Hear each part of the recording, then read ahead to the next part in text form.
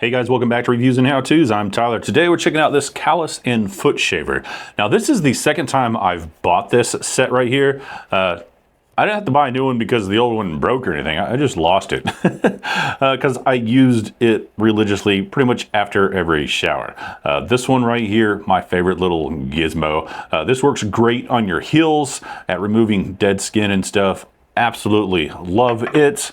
This one here, I guess, is for like using underneath your nails. I never really used it or anything. My nails, they're nice clean stuff. And then this one here is for your callus remover. And right there you go, has the little blade. You just slide it and it takes care of those, and that works really well. Also, I've got calluses that always show up on my big toe. And then same thing here, you can use this as a scraping tool as well. You can swap it out.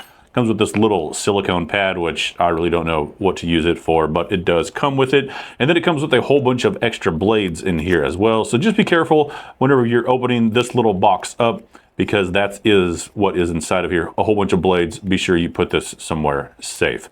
But overall, I absolutely love this thing. Like I said, I use it after every shower I take.